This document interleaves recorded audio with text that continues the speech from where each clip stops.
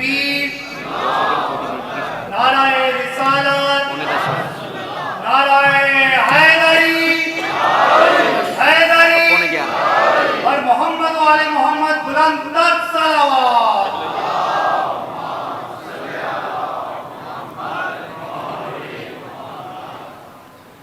اعوذ باللہ من الشیطان الرجیم، بسم اللہ الرحمن الرحیم، الحمد للہ الذی نور قلوب العارفین بنور معرفتہ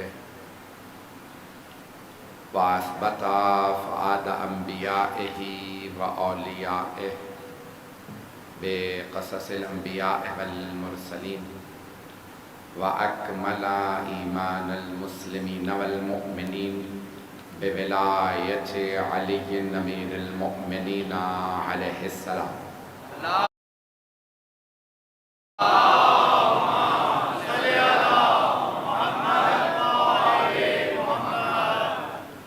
والصلاة والسلام والتحیة والإکرام علی افضل الموجودات العبد المؤید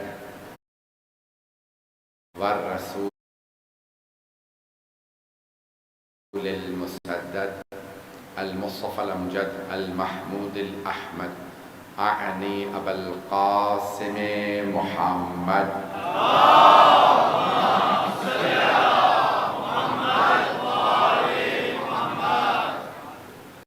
وعلى روحه ونفسه وسحره ووسيه سید الاتقیاء والاسفیاء مولا الموالی امام المتقین علی بن ابی طالب اللہم صلی علی محمد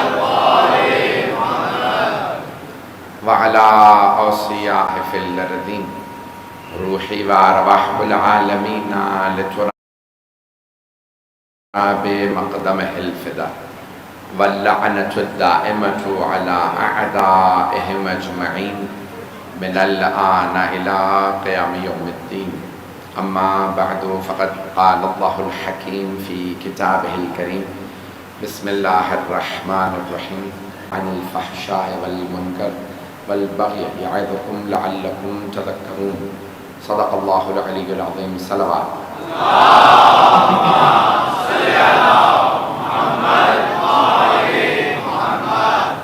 برائے صحت و سلامتی علماء حق بلند تر صلوات۔ اللہم صلی علی محمد وآل محمد۔ عزیزان گرامی، ہمارا موضوع ان دو مجالس کے لیے عدل ہے۔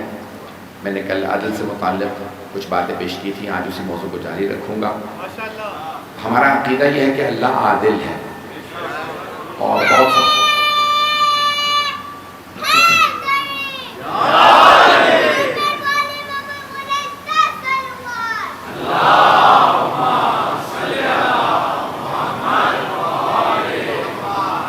بہت سا مسلمان ہمیں یہ احساس دلانے کی کوشش کرتے ہیں کہ اللہ رحمان و رحیم ہے، تو اس لیے ہمیں کسی کو برا نہیں کہنا چاہیے۔ اگر ہم برا کہیں ایسا نہ ہو کہ وہ ان کو بخش دے۔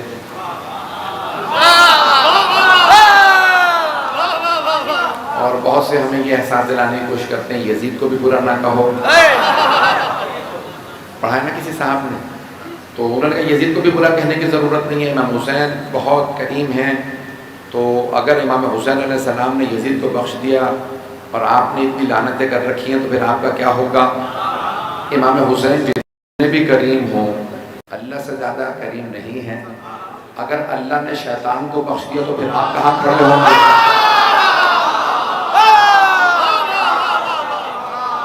چلتے رہیے گا جنان کرام۔ بتانے کے کہ ہمارا عقیدہ یہ ہے کہ اللہ عادل ہے اور عدالت کا تقاضا یہ ہے۔ غور سے سنیے گا اس جملے کو۔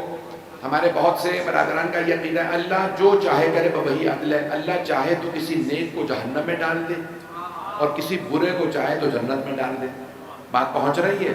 شیعہ عقیدہ یہ نہیں ہے، یہ اللہ کے عدل کے خلاف ہے کہ وہ کسی نیک کو جہنم میں ڈال دے اور برے کو جنت میں ڈال دے۔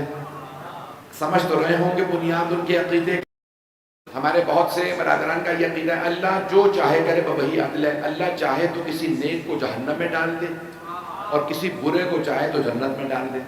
بات پہنچ رہی ہے؟ شیعہ عقیدہ یہ نہیں ہے، یہ اللہ کے عدل کے خلاف ہے کہ وہ کسی نیک کو جہنم میں ڈال دے اور برے کو جنت میں ڈال دے۔ سمجھ تو رہے ہوں کہ بنیاد ان کے عقیدے کی، میں بہت زیادہ کھل کے نہیں پڑھ سکتا ہوں۔ تو اب وہ کہتے ہیں کہ نہیں، کسی کو بھی کچھ نہیں کہنا چاہیے کیونکہ اللہ سبحانہ و تعالیٰ ارحم الراحمین۔ ہمارا عقیدہ یہ کہ نہیں، جب امام نے فرما دیا اللہ عادل ہے تو عدل الہی کا تقاضا یہ ہے کہ جو برا ہے اسے برا کہو۔ اچھا پھر ایک اور بات، قرآن کا اسلوب یہی ہے، اچھوں کو اچھا کہو، بروں کو برا کہو۔ اللہ نے پورے قرآن میں جگہ جگہ پہ ظالموں پہ لعنت کی ہے۔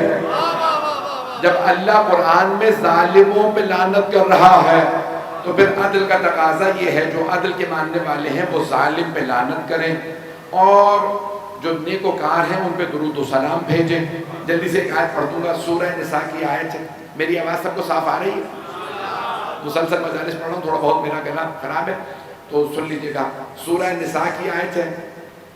میں نے کل بھی عرض کیا تھا، قانون دان بیٹھے ہیں، دو اصطلاحات عربی کی ہم نے یہ سب سے پہلے، اگر آپ دیکھا جائے تو برطانیہ نے دنیا کے اندر ایڈمنسٹریشن اور قانون نافذ کیا۔ لوگ ہیں میرے ساتھ؟ دنیا میں ایڈمنسٹریشن کو اور دنیا پہ تسلط، حکومت، یعنی کہہ لیجیے کہ کلونیل پاور کے ذریعے نا، سامراجی طاقت، برطانیہ ظالم ہے طاقت، میں وہیں رہتا ہوں لیکن اب کیا کروں، سامراجی طاقت ہے۔ تو انہوں نے دنیا میں قانون بھی رائج کیا اور ایڈمنسٹریشن بھی۔ قانون جب دیا تو انہوں نے ایک اصطلاح استعمال کی ہے، فرسٹ ڈگری مرڈر انگریزی میں کہا جاتا ہے، اور قتل خطا عربی میں کہتے ہیں قتل عمد اور قتل خطا۔ اس کو غور سے سن رہے ہیں حضرات، قتل عمد عین میم دال عمد، یہ قرآن نے اصطلاح استعمال کی ہے، اور قتل خطا مین سلوٹر انگریزی میں کہتے ہیں مین سلوٹر، اور فرسٹ ڈگری مرڈر یعنی ایک عمدن کو جا کے جان بوجھ کے کسی کو قتل کرے، اور ایک ہوتا ہے ایکسیڈنٹ ہو گیا، کوئی آدمی ہاتھوں مارا گیا، وہ بھی قتل ہے لیکن قتل خطا ہے۔ تو اب دنیا میں قانون دینے والا ملک ہے برطانیہ، اور وہاں پہ ایک پرانی یونیورسٹی ہے، کئی سو سال پرانی، نام ہے آکسفورڈ یونیورسٹی ہے، وہاں پہ لنکن ہاؤس ہے جہاں پہ سب سے پہلے قانون پڑھایا گیا تھا۔ توجہ، تو اب سے 600 سال پہلے جس نے قانون کی کتاب لکھی اس میں جملہ لکھا تھا، محمد از the law giver، قانون دینے والی ہستی کا نام محمد ہے۔ توجہ، اب قانون رسول خدا نے دیا دنیا کو، مجمع چلے گا نا میرے ساتھ؟ تو قرآن میں آیت ہے سورہ نساء، چوتھا سورہ، عدالتیں بھی 4 ہیں پاکستان میں، میجسٹریٹ کورٹ ہے،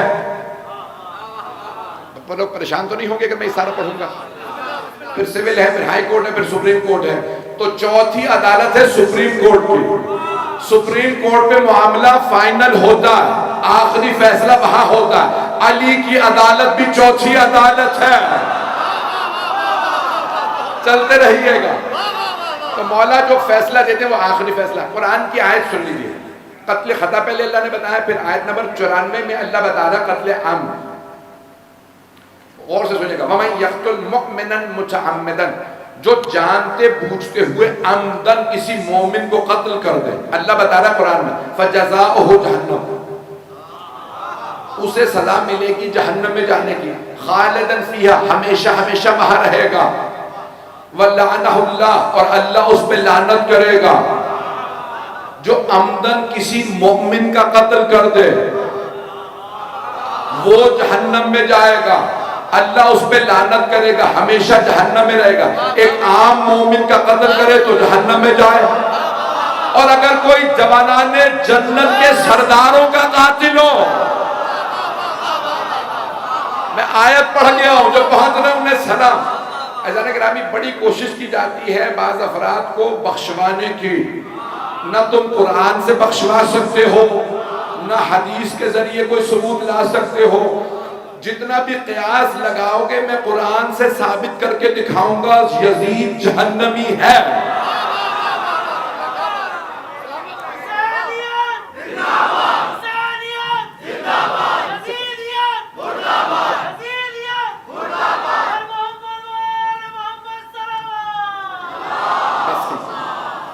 ہاں جی توجہ فرما رہے ہیں عزیزان کرام. تو جتنا بھی بہت سے مسلمان کوشش کرتے ہیں, مجھے پتہ نہیں تعجب ہے کہ یہ یزیدی نے کیوں مل رہا ہے, خوابوں میں بھی یزیدی آ رہا ہے. میں نے تو نام بھی نہیں لیا اس مولوی صاحب کا کہ کسی نے کہا میں نے خواب میں دیکھا یزید آیا تھا, میں نے پوچھا اللہ نے تجھے بخش دیا, کہاں اللہ نے معاف کر دیا. اگر یزید کو قتل حسین معاف ہو سکتا ہے تو مجھ حقیر فقیر سے سید کو ایک لعنت معاف نہیں ہو سکتی. جو پہنچ رہے انہیں سلام.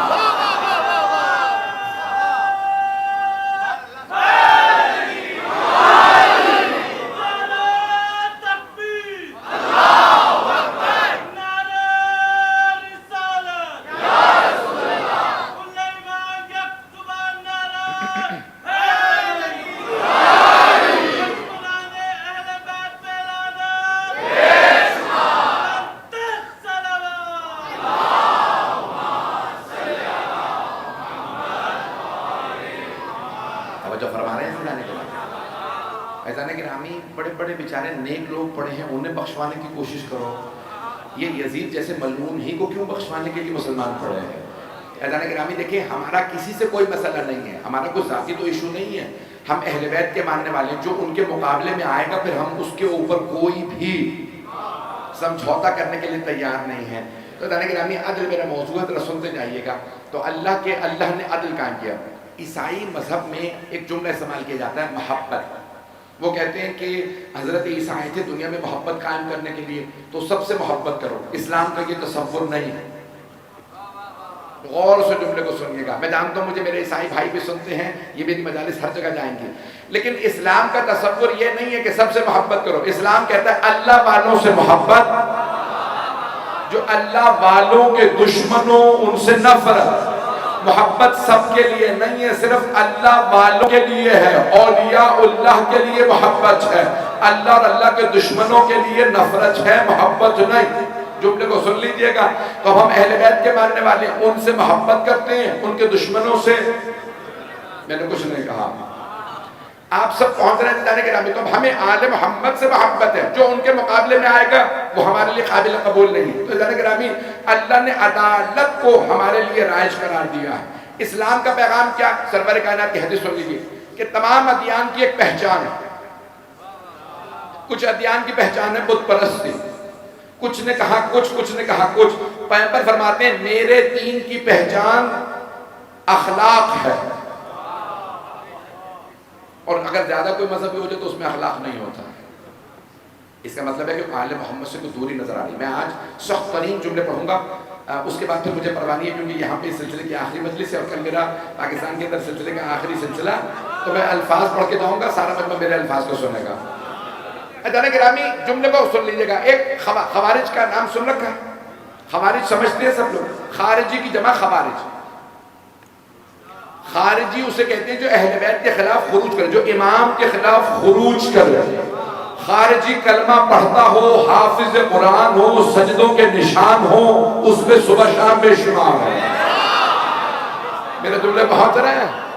جو امام کے خلاف خروج کرے اور سمجھے کہ یہ عبادت ہے, اس پہ ائمہ علیہ السلام نے اس پہ لعنت کی, اسے کہا یہ کافر ہے جو امام کے خلاف خروج کرے. میرے بھائی پہنچ رہے ہیں سارے, اور سے سنیے گا.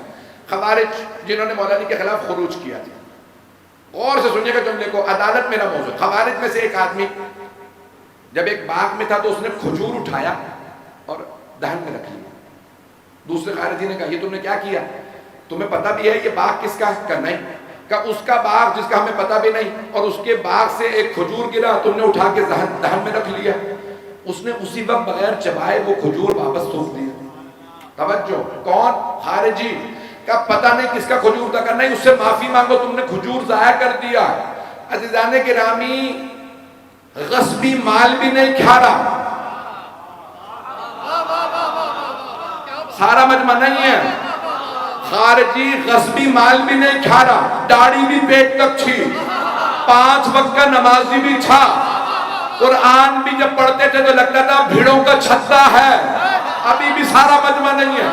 خدا کی قسم شیعہ سنی مورخین نے یہی لکھا خوارج کے لیے, پیٹ تک داڑیاں, پیشانی پہ سجدوں کے نشان, غصبی مال بھی نہیں کھاتے تھے, ساری نمازیں بھی وقت میں پڑھتے تھے, کے بعد کہتے تھے یا علی اکفرتا، یا علی آپ کافر ہیں، جسے پیغمبر کہہ رہے ہیں علی کل ایمان ہے، ابھی بھی مجمع نہیں ہے سارا، جسے پیغمبر فرما رہے ہیں یہ کل ایمان ہے، نمازیں پڑھ کے سجدے کر کے روزے رکھ کے قرآن کی تلاوت کر کے غصبی مال نہ کھا کے اس علی کو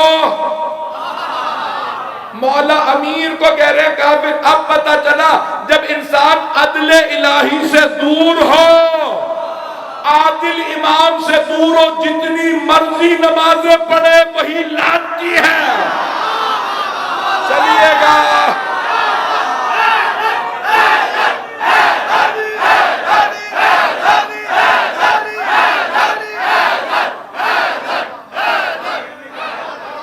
میرے جملے پہنچ رہے ہیں، پریشان تو نہیں ہوگا؟ میں نے کہا تھا میں سب باتیں کہوں گا۔ حضرت گرامی آج آپ دیکھ رہے ہیں داعش کی شکل میں بہت سے لوگوں کے تو نام بھی نہیں لے پاؤں گا، نہ آپ لوگ مجھ سے زیادہ جانتے کیا ہیں آج؟ کیا داڑیاں نہیں ہیں ان کی؟ کیا نماز نہیں پڑھتے؟ کیا قرآن حفظ نہیں کر رہے؟ اور پھر بھی اگر آپ، میں ایک سوشل میڈیا کے پلیٹ فارم پہ پڑھ رہا تھا داعش کے سارے کامنٹس جب نئے آئے تھے تو کیا کہہ رہے تھے؟ حضرت عمار یاسر کی قبر انہوں نے کھودنے کی کوشش کی۔ ذہنوں میں ہے؟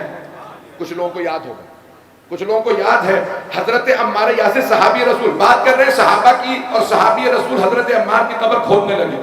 اس کے بعد پھر کچھ شیعہ وہاں پہ پہنچے، انہوں نے سب کے سر قلم کر دیے، توجہ بولیے ہماری، اور ان میں سے ایک نے کامنٹ لکھا اگر ہم نجف آئے تو تمہارے علی کی بھی قبر کھودیں گے۔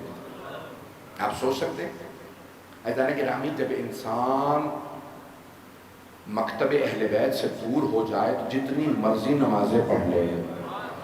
میں یہ مثالیں پیش کر رہا ہوں آپ کے سامنے، اس سے بھی بڑی بڑی مثالیں دوں گا اگر آپ پریشان نہیں ہوں گے۔ عزیزان گرامی یہ آج کا دور ہے، چلے وہ خوارج تو اس دور میں تھے، یہ آج ہیں، یہ آج کے خوارج۔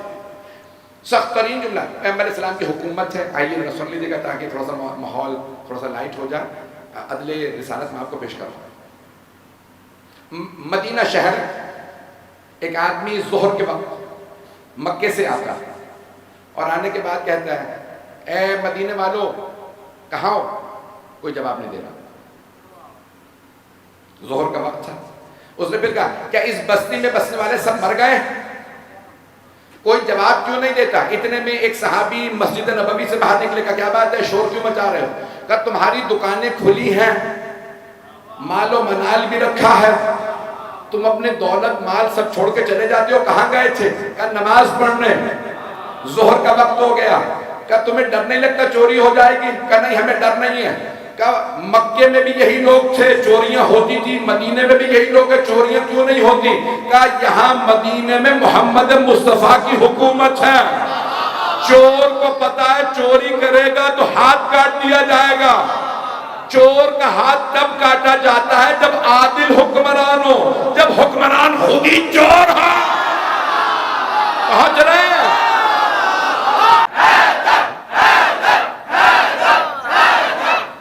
میرے جملے پہنچ رہے ہیں؟ جناب امیر پہ بلند تر صلوات۔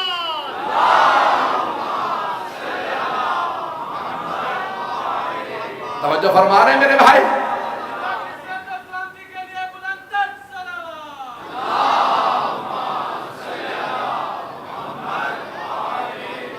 توجہ فرمائیے عزیزان گرامی۔ عزیزان گرامی جب پیغمبر کی حکومت ہے کسی میں جرأت نہیں ہے، وہ جانتے ہیں کہ حاکم خود عادل ہے۔ میں سب جملے نہیں کہوں گا۔ عزیزان گرامی امام علی نقی علیہ السلام کا دور ہے، متوکل حاکم ہے۔ متوکل کا نام سنا ہے؟ نہیں سنا تو اچھا ہی ہے، دماغی خراب ہوگا، وقت ضائع ہوگا۔ کچھ لوگوں کے نام نہ یاد ہوں تب بھی اچھا۔ متوکل عباسی، بھائی بچے پہنچ رہے ہیں، انہیں سلامت رکھے پروردگار۔ تو متوکل عباسی ملعون ترین تاریخ کے افراد میں سے ایک متوکل عباسی۔ متوکل کا دربار اتنے میں اس نے کہا کہ ذرا جاؤ جا کے علی بن محمد کو بلا لاؤ۔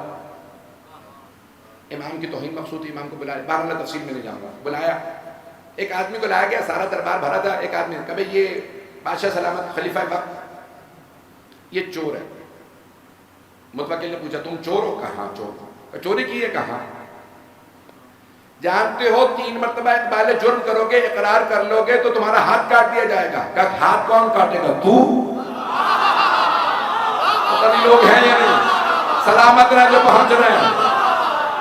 کہ تو خود ہی غاصب ہے. اس واقعے کو میں پورا سناؤں گا لیکن روک کے ایک جملہ سن لیجیے. جب حضرت بہلول دانا بغداد میں ہارون الرشید کے تخت پہ بیٹھے تو سارے درباریوں نے انہیں نا تخت سے اتار کے بہت مارا پیٹا. وہ رونے لگے، کونے میں بیٹھ گئے. اتنے میں ہارون آ گیا. پوچھا کیا بات ہے، یہ بہلول اتنا کیوں رو رہا ہے؟ کہ حضور آپ کے تخت پہ بیٹھ گیا تھا، ہم سب نے اسے تخت سے اتارا اور اس کی پٹائی کی ہے. کہ اچھا کیا، آئندہ میرے کپڑوں سے نہیں بیٹھے گا. اب جناب بہلول دانا چیخیں مار مار کے روئے چلے جا رہے ہیں. پورے دربار کا ماحول بدل گیا. کب بہلول اتنا بھی نہیں پیٹے ہو کہ اب تک رو رہے ہو؟ کب تک روتے رہو گے؟ آدھا دن گزر گیا، چیخیں مارے جا رہے ہیں، نہ دربار میں کچھ ہو پا رہا ہے نہ کچھ. یا باہر چلے جاؤ، یہاں پہ کیوں رو رہے ہو؟ ایک مرتبہ جناب بہلول دانا نے فرمایا میں اپنے لیے نہیں تیرے لیے رو رہا ہوں. ہارون نے کہا پتا تو ہے اپنے لیے رو، میرے لیے کیوں رو رہا؟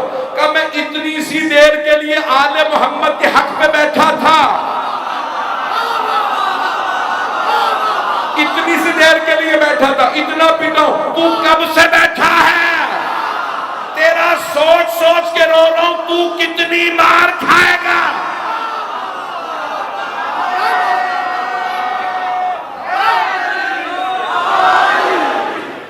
آپ کہیں گے مولانا پہ بھی لاہور میں پابندی اٹھی ہے. پچھلے ہی ہفتے کی شاید دوبارہ پابندی لگوانے کے موڈ میں ہے. میں سارا پڑھوں گا کھل کے، میں نے پہلے کہہ دیا تھا. حضرت گرامی کیسے کیسے لوگ آل محمد کے حق پہ بیٹھے. متوکل نے کہا بھائی اگر تم نے چوری کی ہے تو تمہیں سزا ملے گی. کہ سزا دے گا کون؟ تو خود جو خود چور ہے، تو نے آل محمد کا حق چرا رکھا. کہ نہیں سزا ملے گی، قاضی سزا دیں گے. قاضی صاحب اسے سزا دیجیے. اب چور اگر 3 مرتبہ اقبال جرم کر لے تو ہاتھ کاٹ دیا جائے گا. کہ کہاں سے؟ توجہ، ہاتھ کہاں سے کاٹا جائے گا؟ ایک مرتبہ پہلے قاضی سے پوچھا بتائیے ہاتھ کہاں سے کٹے گا؟ اس نے کہا بھئی عام عرف عام میں کلائی تک ہاتھ کہا جاتا ہے، کلائی سے کاٹ دو. فوراً متوکل نے جو باقی علماء بیٹھے تھے ان سے پوچھا متفق ہیں آپ؟ کا نہیں. قرآن میں اللہ نے کہا فَغْسِلُوا وُجُوهَكُمْ وَأَيْدِيَكُمْ إِلَى الْمَرَافِقِ، چہروں کو دھو وضو کے لیے اور ہاتھوں کو کوہنیوں تک. ہمارا ترجمہ کوہنیوں سمیت. کہ جب اللہ نے کہا ہاتھ کاٹ، فَقْطَعُوا أَيْدِيَهُمَا، چور چاہے مرد السارق و السارقۃ تو فَقْطَعُوا أَيْدِيَهُمَا، چور مرد و عورت و ہاتھ کاٹ دو. اللہ نے کہا ہاتھ دھو تو کوہنیوں سمیت، تو کوہنی سے کاٹو. اس نے آیت بھی پڑھ دی. متوکل نے کہا یہ بات اچھی لگ رہی ہے. تیسرے نے کہا نہیں، عرف عام میں کندھے سے لے کے ہاتھ تک سب ہاتھ کہا جاتا ہے، کاندھے سے کاٹ دو. چور بیچارہ کبھی کلائی پکڑ رہا ہے، کبھی کوہنی، کبھی کاندھے پہ ہاتھ رکھ رہا ہے، کاٹوں گا کہاں سے؟ کہا بھئی متفق ہیں آپ؟ چوتھے سے پوچھا کہ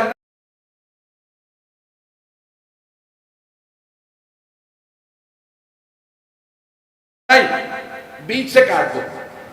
کوہنی اور کلائی کے بیچ سے کاٹ دو تاکہ نہ ادھر نہ ادھر. قیاس کر لیے. قیاس تو سمجھتے ہیں آپ؟ جو قیاس نہیں سمجھتے میں نہیں سمجھا سکتا. چلے بھئی جس کے بھی تو ایک مرتبہ کہ بھئی اب اختلاف ہو گیا کیا کیا جائے. سارے کے سارے دربار نے پوچھا بادشاہ سلامت کیسے کیسے لوگ خلیفہ بن گئے تھے جنہیں نہ قرآن آتا تھا نہ حدیث معلوم تھی. کیا کیا جائے؟ علماء میں بھی اختلاف ہو گیا. سب آیتیں پڑھ پڑھ کے سنا رہے ہیں. سارے دربار نے کہا پھر کیوں نہیں پوچھتے علی نقی سے، یہ علی کے بیٹے ہیں، قرآن کے وارث ہیں. ایک مرتبہ پوچھا فرزند رسول بتائیے ہاتھ کہاں سے کاٹا جائے گا؟ ان چاروں میں سے کون صحیح ہے؟ مولانا نے کہا چاروں غلط. توجہ، مولانا نے فرمایا چاروں غلط ہیں. کہ پھر کیوں؟ ہاتھ کہاں سے کاٹا جائے گا؟ کہ صرف 4 انگلیاں. میرے جد رسول خدا نے حکم دیا تھا صرف 4 انگلیاں، مولا علی نے صرف 4 انگلیوں کا حکم دیا. سارا دربار چیخنے لگا. سارے ملا کھڑے ہو گئے. درباری ملاؤں کی کمی تو تھی نہیں. کہا کہ یہ کیسے ہو سکتا ہے؟ آپ اہل بیت میں سے ہیں، ہم نے آیتیں سنائی ہیں، آپ کیوں نہیں بتاتے کون سی آیت کے تحت صرف 4 انگلیاں کاٹی جائیں گی؟ امام نے فرمایا قرآن میں لکھا ہے ان المساجد للہ جمیعا، ساری سجدہ گاہیں اللہ کے لیے ہیں. ساری سجدہ گاہیں سجدے میں 7 اعضاء کو زمین پہ رکھنا واجب ہے. پیشانی زمین پہ، دونوں ہتھیلیاں زمین پہ، دونوں گھٹنے زمین پہ، دونوں پاؤں زمین پہ. اگر چور توبہ کر لے تو نماز پڑھے گا، اور کسی کو بھی توبہ سے روکا نہیں جا سکتا. جب اللہ نے کہہ دیا سجدگاہ اللہ کے لیے ہے تو انگوٹھا اور ہتھیلی کاٹے نہیں جا سکتے. چور کی صرف 4 انگلیاں کاٹی جائیں گی. وہی بتا سکتا ہے جو قرآن کا وارث ہے.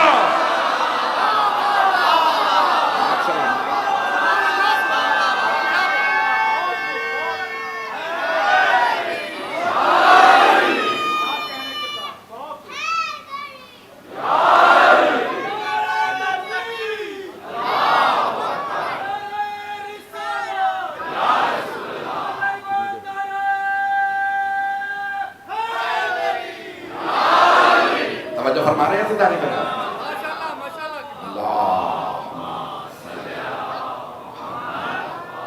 توجہ فرما رہے ہیں نا سدانے کے نام. میرے محترم سامعین سدانے کے رامی، آل محمد دنیا میں عدل و انصاف قائم کریں. آج میرے بڑے بڑے معزز یہاں پہ بزرگ اور محترم لوگ بیٹھے ہیں. میں ایک جملہ کہہ رہا ہوں، پوری دنیا میں آج ایک شور مچایا جا رہا ہے، خصوصاً خاص طور سے عیسائیوں کی طرف سے. وہ کیا کہتے ہیں؟ بار بار ایک ہی جملہ کہتے ہیں، دنیا میں ہمیں امن چاہیے. We want peace. ہمیں دنیا میں امن چاہیے. دنیا میں امن قائم ہو ہی نہیں سکتا جب تک کہ عدالت رائج نہ ہو. جب مجھے تقریر کے لیے کہا گیا تھا بتانے کے چرچ میں، تو میں نے وہیں پہ یہ کہا تھا، سب نے اس بات پہ اقرار کیا اور میں نے دلیلیں پیش کی. عزیزان گرامی، جب تک عدل نہ مل رہا ہو، آپ جس کا حق مارا گیا اسے کہہ رہے ہیں آپ امن سے رہیے، اسے عدل تو دلواؤ، وہ خود بخود امن میں آ جائے گا. جب کسی کو عدل ہی نہیں مل رہا، اگر کوئی سخت جملہ کہہ جاؤ تو اسلام آباد ہے، حکومت سے تو کبھی معافی نہیں مانگوں گا. آپ لوگوں سے معذرت کے ساتھ کہ اگر کسی کے لیے اللہ نہ کرے کوئی مسئلہ نہ بنے.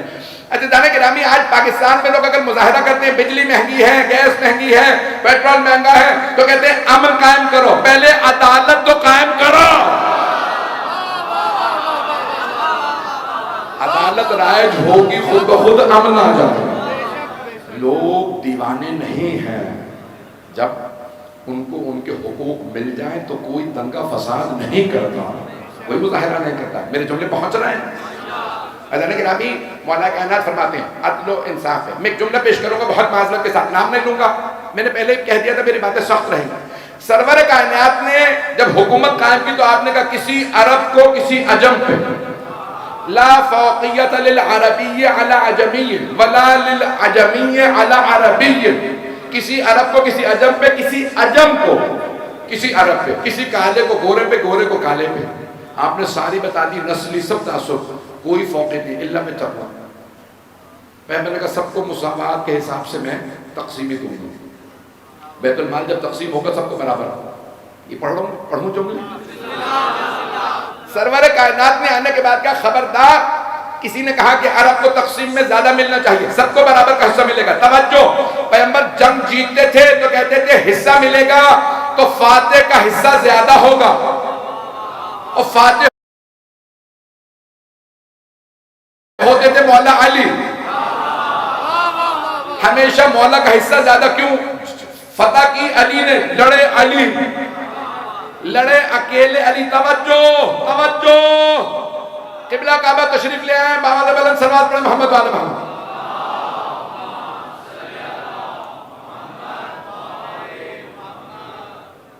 بس میں جملے کو پیش کر رہا ہوں، سارے بدمے کی توجہ. پیغمبر اسلام سب سے زیادہ عدالت کیا ہے؟ جس نے جنگ فتح کی اس کا حصہ زیادہ، سب سے زیادہ حصہ ملتا مولا علی کو. پھر جنہوں نے جنگ کی تھی انہیں حصہ ملتا. مجمع ہے میرے ساتھ؟ جنہوں نے جنگ کی تھی ان کا حصہ. توجہ، جو کھڑے رہے پھر ان کا. اور کچھ لوگ ہوتے تھے بعد الفجر، جنگ فتح ہونے کے بعد پہنچتے تھے یا رسول اللہ میں بھی آ گیا. تو پیغمبر یہ نہیں کہتے تھے تم نہ لڑے، نہ تیر چلایا، نہ تم نے تلوار اٹھائی، آ گئے کوئی بات، کچھ نہ کچھ اپنے حصے میں سے اسے بھی عطا کر دے. لیکن عدالت یہ تھی کہ رنگ نسل پہ تعصب نہیں کرتے تھے. جس نے جنگ کی ہے اس کا حصہ زیادہ. توجہ، جس نے جنگ نہیں کی اس کا حصہ کم. پیغمبر نے ایسے تقسیم کی. بعد والوں نے کیا کیا؟ دوبارہ عرب کا حصہ زیادہ، ایرانیوں کا، ترکوں کا اور افریقیوں کا حصہ کم. مولا علی علیہ السلام پھر حکومت میں آئے بہت معذرت کے ساتھ. جیسے ہی مولا دوبارہ تشریف لائے، مولا نے کہا وہ جو پیغمبر نے کہا تھا تقسیمی ویسی ہی ہوگی. سارے عرب قبیلے کھڑے ہو گئے، یا علی میں عرب ہوں. مولا نے کہا ہوتا رہے، تقسیم ویسی ہوگی جیسی پیغمبر نے رائج کی تھی. عزیزان گرامی، اگر آج بھی کوئی کہے میرے قبیلے والے کا حصہ زیادہ، رشتہ دار کا حصہ زیادہ، جب میں بانٹوں گا تو فیکٹری اسے ملے گی، باغ اسے ملے گا.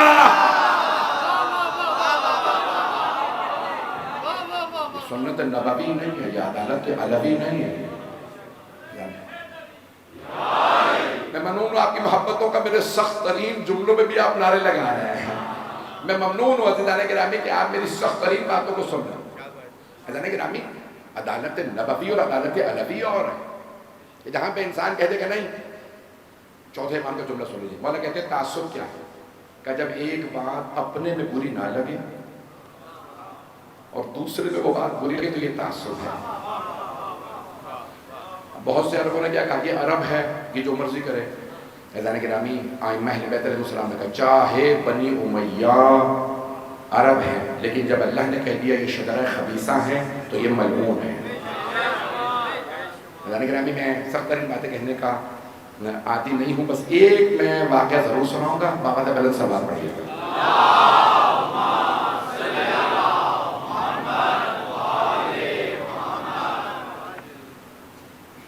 عزیزان گرامی، مولا سید الشہداء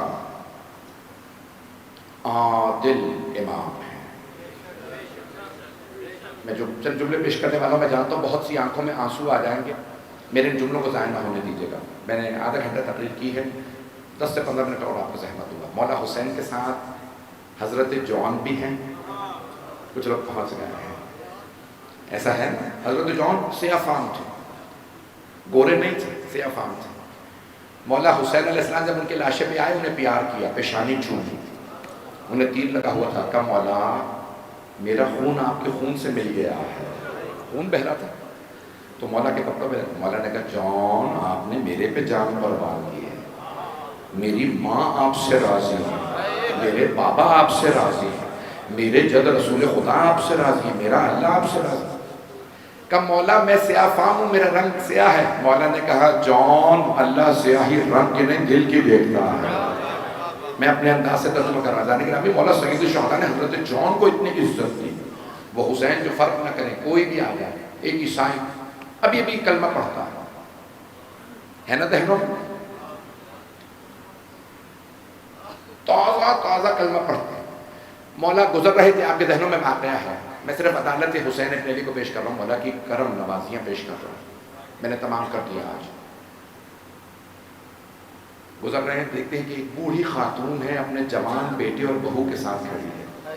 بیٹا پانی تلاش کر رہا ہے. کہا کیا بات ہے، آپ لوگ پانی کے لیے دور کیوں جا رہے ہیں؟ کہا یہاں پانی نہیں ہے. مولا نے کہا رک جاؤ، ابھی پانی نکالتا ہوں. وہیں سے اشارہ کیا پتھر، عباس ذرا یہ پتھر اٹھا دیجئے. کہا نہیں مولا، جو عیسائی تھے انہوں نے کہا کہ نہیں یہ پتھر کوئی نہیں اٹھا سکتا. مولا نے کہا رک جاؤ، عباس ہے. جناب عباس نے ایک ہاتھ سے اس پتھر کو اٹھایا، دیکھا تو وہاں پانی تھا. اس عیسائی بوڑھی خاتون نے کہا ہمیں بزرگ بتا کے گئے تھے کہ کوئی نبی یا کوئی وسیحی یہاں سے پانی نکالے گا، آپ بتائیے کون ہے؟ کہا تم نے آخری نبی محمد کا نام سنا؟ ہاں. کہا میں انہی کا نواسا ہوں. اس عیسائی خاتون نے اپنے بیٹے سے کہا بیٹا فوراً کلمہ پڑھو، ان کے اوپر ایمان لاؤ، یہ اللہ کے ولی ہیں، یہ جانشین ہیں. عزیزان گرامی، عیسائی کربلا کے اندر عیسائی کلمہ پڑھ لیتا ہے. ایک اور جملہ پیش کروں گا بہت معذرت کے ساتھ. حضرت زہیر قیم مولا علی کے سائڈ پہ نہیں تھے، علوی نہیں تھے، عثمانی تھے. توجہ سے سنیے گا جملے کو. شیعہ نہیں تھے، صرف اور صرف کربلا میں ساتھ ساتھ چل رہے تھے. کوفے کے سرداروں میں سے تھے، نواب تھے کوفے کے. جب ساتھ ساتھ چل رہے تھے، بہت طاقتور. تو ان کی زوجہ نے کہا کیا بات ہے، بار بار اتنے پریشان کیوں ہیں، کیوں نہیں بولتے؟ کہا ساتھ میں حسین چل رہے، میرا دل حسین کی طرف ہے. کہا ایک مرتبہ مل لیجیے، تسلی ہو جائے گی. جب ملنے آئے، مولا کے سامنے صرف دو زانو ہو کے بیٹھے. ایک نوجوان نے، ایک بچے نے مجھ سے سوال کیا تھا. ایک نوجوان نے کہا مولا نے کیا کہا تھا زہیر قیم سے؟ میں نے کہا لمبا چوڑا نہیں تھا، لیکن کہا حسین نے تھا. پتہ نہیں میرا جملہ پہنچا یا نہیں پہنچا. مولا کی تقریر نہیں تھی, جملہ صرف ایک ہے, 2 جملے مولا نے فرمائے. لیکن حضرت زہیرین نے جب مولا کی زیارت کی, عاشق ہو گئے, کہا حسین اب تک میں آپ کو نہیں پہچانتا تھا, آپ کے بابا کو نہیں پہچانتا, اب جب میں پہچان گیا. واپس آئے, اپنی زوجہ سے کہا میں طلاق دینے کے لیے تیار ہوں, کیونکہ میں نے فیصلہ کر لیا ہے مرنے کا. کیا مطلب؟ کہ میں حسین ابن علی سے ملا ہوں, اگر میں نہ ملا ہوتا تو اور بات تھی, اب جب مل لیا اب میں حسین کو نہیں چھوڑ سکتا. کہ مجھے کیوں طلاق دے رہے ہیں؟ کہتا کہ تم باعزت کوفے جا سکو, یہاں پہ جو یزید لشکر بھیج رہا ہے کوئی زندہ نہیں رہے گا, یہ مستورات کو بھی قیدی بنا لیں گے. آنے والا عبید اللہ بن زیاد کا لشکر ہے, عمر سعد کا لشکر ہے. عزیزان گرامی, عدالت امام حسین علیہ السلام کیا ہے؟ سنیے گا جملے کو, میں جانتا ہوں میں نے بہت زیادہ وقت لے لیا. امام حسین شب عاشور کہتے ہیں جو جانا چاہتا ہے چلا جائے. زہیرین اگر جانا چاہتے ہیں چلے جائیے, میں وعدہ کر رہا ہوں آپ یہاں تک آئے ہیں میں آپ کی شفاعت کر دوں گا. جناب زہیرین نے پوچھا مولا ہوگا کیا کل عاشورے کے دن, کیا ہوگا؟ زہیرین سر قلم کر دیے جائیں, بازو قلم کر دیے جائیں, بے دردی سے لاشوں کو پامال کیا. تو جناب زہیرین نے بس ایک سوال کیا, اے حسین مولا یہ بتائیے کتنی مرتبہ ایسا ہوگا؟ مولا نے فرمایا ایک بار. کہا اے حسین اگر 70 مرتبہ, اور ایک روایت میں 70,000 مرتبہ میرے جسم کے ٹکڑے ٹکڑے کر دیے جائیں اور میرے ان ٹکڑوں کو آگ لگا کے راکھ اگا دی جائے, مجھے قبر نصیب نہ ہو, میں اب آپ کا ساتھ نہیں چھوڑوں گا. عدالت حسینی یہ ہے کہ اے زہیرین جانا چاہیں چلے جائیں, میں پھر بھی شفاعت کر دوں گا. مولا نہیں, اب آپ کو نہیں چھوڑ سکتا. بھئی صرف ایک مثال اور سن لیجیے. میں جانتا ہوں آپ پہلو بھی نہیں بدل پا رہے ہیں, لوگ بہت دیر سے بیٹھے ہیں. آج مجھ سے درخواست کی ہے کسی جوان نے کہ جناب سکینہ کے مسائل پڑھیے گا, لیکن میں بیوی کے مسائل پڑھنے سے پہلے ایک اور مثال دے دوں کربلا سے آپ کو, میرے ساتھ رہیے گا. میں جانتا ہوں آپ, میں نے صرف نام لیا بیوی کا آنسو آ گئے ہیں. ایک اور مثال سنیے. 97 برس, سب سے جو بزرگ شہید کربلا ہے نا وہ ہے حضرت سعید. 97 برس کے, 100 میں سے 3 کم. ان کی کمر جھکی ہوئی تھی, ان کی بھویں بڑی ہوئی تھی, چہرے پہ آئی ہوئی تھی, چل نہیں پاتے تھے, ٹانگیں کمزور تھیں. ایک مرتبہ مولا کی خدمت میں آئے ظہر سے پہلے, مولا اجازت ہے میں میدان کارزار میں جاؤں آپ پہ شہید ہونے, آپ پہ قربان ہونے کے لیے؟ مولا نے فرمایا اے سعید آپ سے چلا تو جا نہیں رہا, سعید آپ کو نظر نہیں آتا, آپ کی کمر جھکی ہوئی ہے. تو جناب سعید نے نا 3 پٹیاں نکالی, پہلی پٹی کمر پہ باندھی اور دونوں ہاتھ کمر پہ رکھے. کہا مولا دیکھیے میری کمر ٹوٹی ہوئی نہیں, میں دونوں ہاتھ جب کمر پہ رکھتا ہوں نا میری کمر سیدھی ہو جاتی ہے. پھر دوسری پٹی انہوں نے اپنی بھووں پہ باندھی. کہا مولا میری آنکھیں دیکھ لیتی ہیں, میں نے اپنی بھووں کو باندھ لیا ہے. کہا مولا میرے پاس ایک تیسری پٹی بھی ہے, جب مجھے کوئی گھوڑے پہ سوار کرا دے گا نا میں اس سے کہوں گا میرے دونوں پاؤں باندھو تاکہ میں گھوڑے سے گر نہ جاؤں.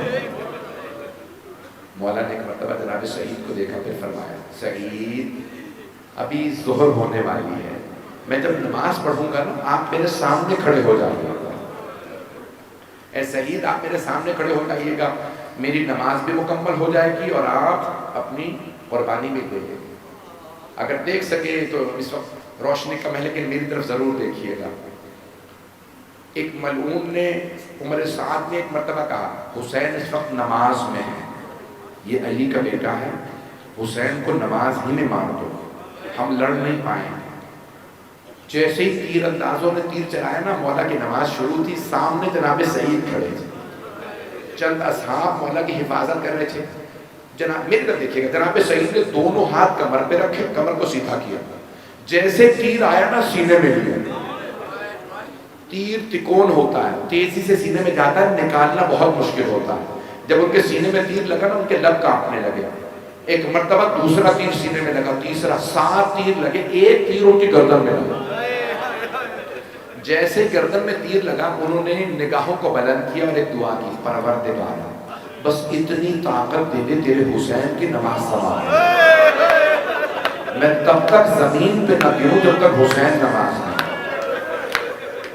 وہ کھڑے رہے, ایک مرتبہ ان کے کانوں میں آواز آئی مولا حسین کی، السلام علیکم ورحمۃ اللہ وبرکاتہ۔ جناب سعید نے دم توڑ دیا، جیسے گرنے لگے مولا مصلی سے تیزی سے اٹھے، ایک ہاتھ ان کی گردن کے پیچھے رکھا، دوسرا ان کی کمر کے پیچھے رکھا، آرام سے انہیں زمین پہ لائے۔ انہوں نے کانپتے ہوئے لبوں سے پوچھا، مولا اے حسین کیا آپ مجھ سے راضی ہیں؟ مولا کیا آپ مجھ سے راضی ہیں؟ مولا نے ایک مرتبہ جناب سعید کے آنسوؤں کو صاف کیا، کہ سعید میں آپ سے راضی ہوں، میری ماں فاطمہ راضی، میرے بابا علی راضی، میرے جد رسول خدا راضی، میرا اللہ آپ سے راضی۔ سعید آپ نے اتنی قربانیاں دی۔ جناب سعید نے ایک مرتبہ کہا، مولا مجھے شہادت کا مرنے کا کوئی افسوس نہیں، افسوس یہ ہے کہ آپ تنہا رہ گئے، مولا اب آپ کے پاس کوئی نہیں رہا۔ اجرکم اللہ، اجرکم اللہ۔ بھائی اگر دیکھ سکیں تو میری طرف ضرور دیکھیے گا۔ آپ نے اندھیرا کر دیا، لیکن ایک سوال کروں، روشنی ہو جائے گی نا؟ آپ اندھیرے میں تو نہیں بیٹھے رہیں گے۔ ہائے ایک بی بی جو زندان میں اندھیرے میں رہے، اجرکم اللہ، رونے میں بخل نہ کیجیے گا۔ مولا سجاد فرمانے، جب میرے بابا کو رو تو ایسے رو جیسے بوڑھی ماں جوان بیٹے کے لاشے پہ روتی ہے۔ کسی نے پوچھا، مولا کیوں ایسے چیخیں مارے کے روئے؟ کہا جب بھی میری پھپھیاں روتی تھی انہیں تازیانے مارے جاتے تھے۔ مجھے پانی دے دیں۔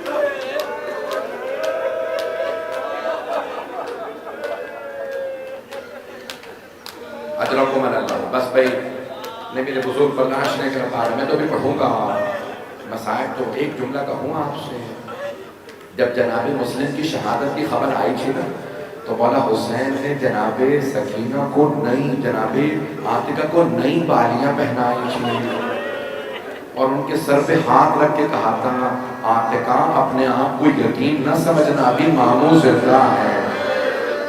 جناب سکینہ دیکھ رہی تھی اگر کوئی بچی یتیم ہو جائے اس کے سر پہ شفقت کا ہاتھ رکھا جاتا ہے، اسے نئی بالیاں پہنائی جاتی ہیں۔ جب شام غریبہ آئی، بی بی انتظار میں تھی میرے سر پہ کوئی شفقت کا ہاتھ رکھے، مجھے کوئی نئی بالیاں پہنائے۔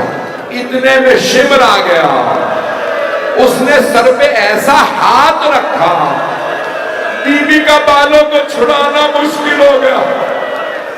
جب اس نے بالیوں میں ہاتھ ڈالا، جناب سکینہ نے آواز دی، چچا ابا۔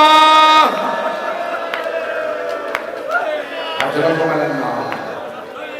آج مجھ سے پڑھا نہیں جا رہا، بھائی رونے میں بخل نہ کیجیے گا، اسی بلند آواز سے گریہ کرتے رہیے گا۔ آج پڑھوں آپ کے ساتھ، بس ایک روایت پڑھوں گا۔ جناب سکینہ بہت مظلومہ ہیں۔ میں ہمیشہ کہتا ہوں شہیدہ، جانتے ہیں کیوں؟ آپ کہیں گے شہیدہ کیوں کہیں؟ عزیزان گرامی، اگر کوئی طبیعی موت مرتا ہے تو کہتے ہیں وفات ہو گئی، انتقال ہو گیا، لیکن اگر کوئی ظلم کے نتیجے میں مرے تو اسے شہید کہا جاتا ہے۔ نہ جانے کتنے تماچے لگے۔ اجرکم اللہ۔ میں آج ایک روایت پڑھنے والا تھا، پتہ نہیں پڑھوں نہ پڑھوں، سوچ رہا، بہت پریشان ہوں۔ ایک بہت بڑے عالم گزرے ہیں سید ابراہیم دمشقی، اور سید محسن الامین العاملی نے اپنی اعیان الشیعہ میں یہ واقعہ لکھا ہے۔ کہتے ہیں کہ ایک مرتبہ سید ابراہیم دمشقی بہت بڑے عالم تھے، 70 برس کے قریب تھے، ان کی 4 بیٹیاں تھیں، بیٹا نہیں تھا۔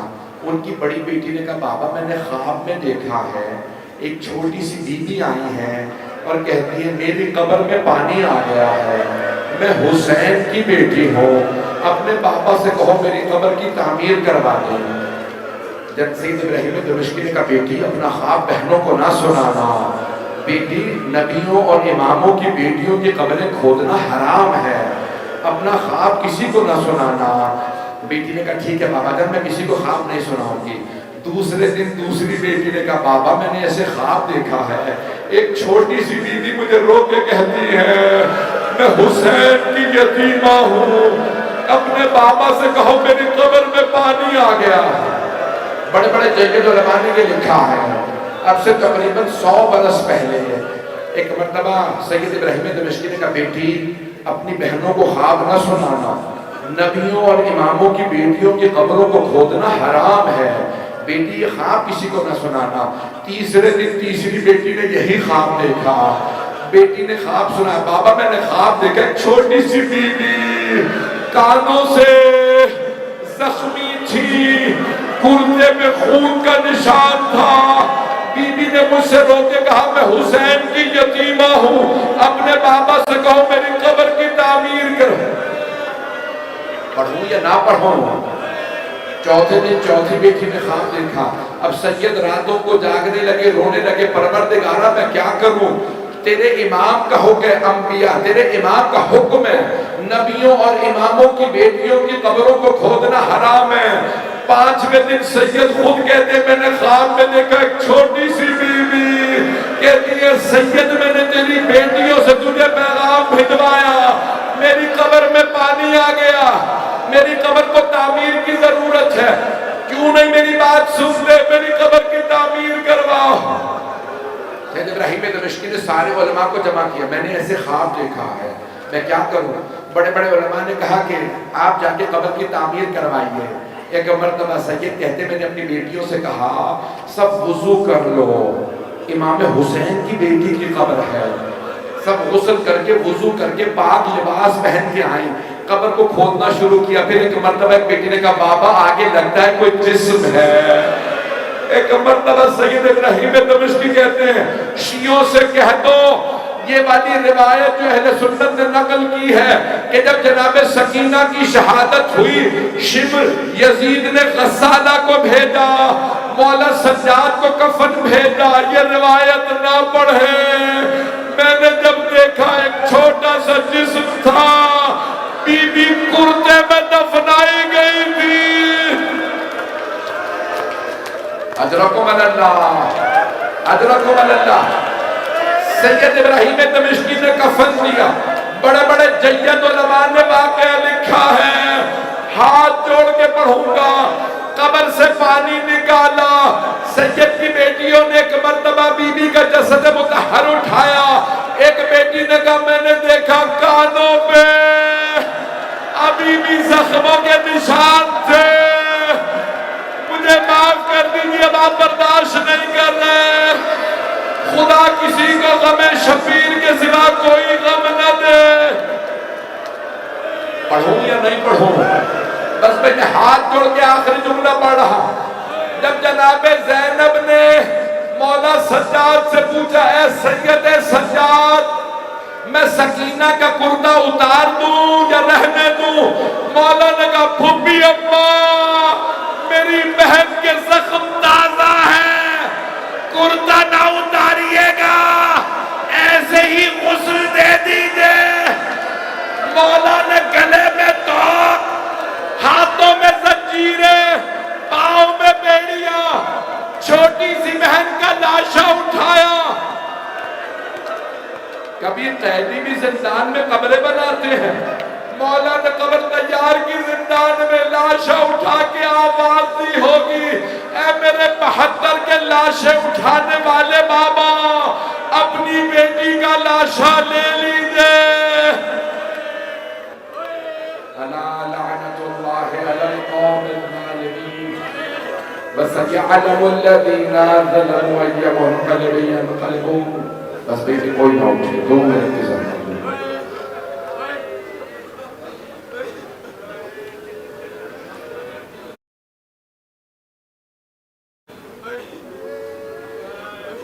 چراغ جلا دیں، آپ اندھیرے میں بیٹھے تھے۔ ایک سوال کروں آپ سے، آپ نے صرف مصائب سنے ہیں، آپ نے دیکھا تو کچھ نہیں ہے۔ مولا سجاد نے سب دیکھا تھا، بابا کا سب نیزے پہ بنا، ایک چھوٹی سی بہن کو زندان میں۔ میں جانتا ہوں میں نے مسائل چھوڑ دی، میں نے نہیں پڑھے، میرے بہت سے بھائی برداشت نہیں کر رہے تھے، میرے بزرگ برداشت نہیں کر رہے، میں بھی بیٹیوں والا ہوں، مجھ سے جناب سکینہ کے مسائل پڑھے نہیں جاتے، بس بھائی میں اگر کوئی جملہ سب پڑھ گیا تو مجھے معاف کر دیجیے گا۔ آئیں بھائی میں ایک دعائیہ جملہ کہوں گا، سب ہاتھوں کو بلند کیجیے گا۔ سید اعجاز حسین نقوی صاحب کی بیٹی کے لیے دعا کے لیے کہا گیا۔ بہت سے لوگوں نے مجھ سے التماس دعا کی ہے، پروردگارا کبھی زندان میں بھی قبریں بنائی جاتی ہیں، کبھی چھوٹے بچوں کو بھی تماچا مارا جاتا ہے۔ میں نے ابھی بھی دیکھا مستورات بھی آ رہی ہیں، خواتین مجالس میں بہت آئی ہیں۔ میں آپ سے سوال کروں، اگر آپ میں سے کوئی مرد کسی چھوٹی بچی کے ساتھ آ رہا ہو اور وہ کیا پوچھے گا، پانی پلا دیا تھا یا نہیں؟ یہی پوچھے گا نا، پانی پلا دیا۔ کوئی ایسا تو نہیں ہے جو پوچھے تماچا کس نے مارا تھا؟ بس بھائی میں ہاتھ جوڑ کے کہتا ہوں، ہاتھوں کو بلند کیجیے گا، پروردگارا پروردگارا۔ روایت کے الفاظ ہیں کہ جب جناب سکینہ دربار میں تھی نا تو یزید نے پوچھا تھا بچی کون ہے؟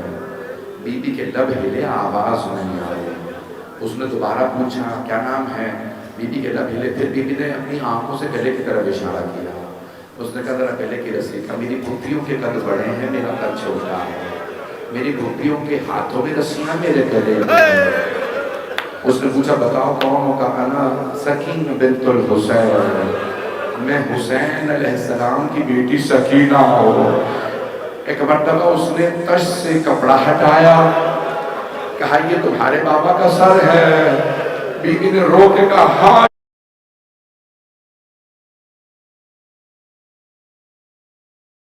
یہ میرے بابا۔ کہا بابا محبت کرتے تھے، کہا بہت زیادہ، کہا بلا سکتی ہو تو بلا لو۔ بی بی نے جلے ہوئے کرتے کا دامن پھیلایا، کہا بابا میری محبت کا واسطہ، بابا میرے پاس آ جائیے۔ ایک مرتبہ سر بی بی کی آغوش میں گیا، بی بی نے سر کو سینے سے لگایا، رو کے ایک جملہ کہا بابا جب خیمے سے گئے تھے رگیں کٹی ہوئی نہیں تھی، کس نے رگوں کو کاٹا؟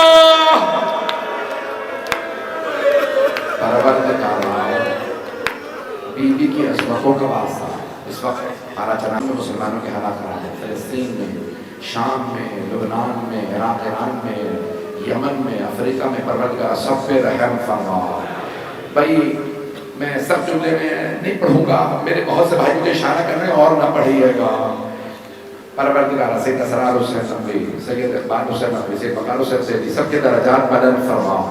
اپنے اپنے مرحوم کی ذہن میں لائیے گا، پروردگارا تجھے پاس ایک چھوٹی سی بیوی کا جن کے پاؤں بڑے زخم تھے، ہمارے تمام مرحومین کو اور ہمیں جناب سید الشہداء کی شفاعت نصیب فرما، دشمنان اہل بیت کو نیست و نابود فرما، داعش کو غارت فرما، مومنین کی حفاظت فرما، پروردگار پاک جناب کے مومنین کی حفاظت فرما۔ آئیں بھائی ایک آخری واسطہ بولنا، بہت سے مریضوں نے مجھ سے التماس دعا کی ہے، بیماروں کو کبھی بستر سے نہیں گرایا جاتا ہے۔ پروردگار شام غریبہ میں ایک بیمار سے بستر لوٹ لیا گیا تھا، پروردگارہ اس بیمار کا واسطہ ہمارے تمام مریضوں کو صحت کلی عنایت فرما۔ اپنی اپنی دعائیں ذہن میں لائیے گا، پروردگارہ آج میرے کچھ بھائی بالکل بھی برداشت نہیں کر پا رہے تھے، میں ایک جملہ پڑھوں گا مجھے معاف کر دیجیے گا۔ اگر جناب زینب آئی تھی نا مدینے میں، میرے بھائی بالکل برداشت نہیں کرتا۔ بی بی پہلے نانا کے روضے پہ گئی تھی، بی بی نے دونوں ہاتھ دروازے پہ رکھے اور بلند آواز سے کہا یا جدہ انی ناعیت الیک بولدک الحسین، نانا میں آپ کے نواسے حسین کی سنانی لائی ہوں۔ نانا میں 70 قدم کے فاصلے پہ تھی جب شبر میں حسین کا امامہ اتارا۔ نانا جب خنجر چلایا میں نے رو رو کے کہا کہ تمہارے نبی کا نواسا ہے۔ نانا کسی نے میری ایک نہ سنی، نانا میں نے بتایا میری ماں نے چکیاں پیس کے مارا تھا۔ خدا کی قسم روایت کے الفاظ ہیں مدینے والے دھاڑے مار مار کے رو رہے تھے، اتنی بلند آواز سے مدینے والے رو رہے تھے کہ جناب زینب کی آواز دب گئی تھی۔ جب سب روتے روتے تھک گئے تو پھر بی بی نے کہا نانا اگر نامحرموں کا مجمع نہ ہوتا میں اپنی کنائیوں سے چادر ہٹا دوں. نانا میں بازوؤں کے نیل، نانا میں بتاتی آپ کی امت نے مجھے کتنے تازیانے مارے. پروردگارہ ہمیں امام زمانہ کا ظہور دیکھنا نصیب فرما. پروردگارہ بھائی مجھے نہیں معلوم، مجھے لگتا ہے کہ بھائی میرے شاید ہوش ہو گئے، بس میں اور نہیں کہوں گا. پروردگارہ میں ایک سوال کروں آپ سے، اب کوئی نہ کہے مولا سجاد کیوں اتنا روتے تھے؟ مولا بار بار کہتے ہائے علی کی بیٹیاں شرابی کے دربار میں. پروردگارہ ہماری ان گنہگار آنکھوں کو امام زمانہ کا ظہور دیکھنا نصیب فرما. پروردگارہ ہمارے مقامات مقدسہ کی حفاظت فرما. جنت البقیع دوبارہ تعمیر ہوتا دیکھنا نصیب فرما. میں ہاتھ جوڑ کے کہوں گا، آپ جانتے ہیں نا میرا عقیدہ ہے ان مجالس میں مقدس ہستیاں آتی ہیں. میرا دل کہتا ہے آج کوئی مردوں میں آیا ہو نہ آیا ہو، آج خواتین میں ایک ماں اپنی بیٹی کا پرسہ لینے ضرور آئی ہوگی. آپ جانتے ہیں نا جب شام میں بیویاں سر واپس آ گئے تھے، مولا سجاد نے فرمایا تھا یزید سے بہت جو تبرکات لوٹے تھے واپس کرے. جب تبرکات آ رہے تھے ایک آدمی تو چھوٹی چھوٹی بالیاں لے آیا. جناب رباب نے رو کے کہا بالیاں واپس لینا، جس بچی کی بالیاں تھی وہ نہیں رہی. پروردگارہ تو جناستم کی عظمتوں کا ہمیں امام زمانہ کا ظہور دیکھنا نصیب فرما. پروردگارہ ہماری گنہگار آنکھوں کو مولا کا ظہور دیکھنا نصیب فرما. پروردگارہ ہمیں امام زمانہ کا، پروردگارہ ہمیں ہمارے امام کے اعوان و انصار میں شمار فرما. ربنا تقبل منا انك انت السميع العليم بحق محمد وآله الطيبين الطاهرين المعصومين. وہ ادھر سے نہیں نکلے گا، وہی چلے گا. حسین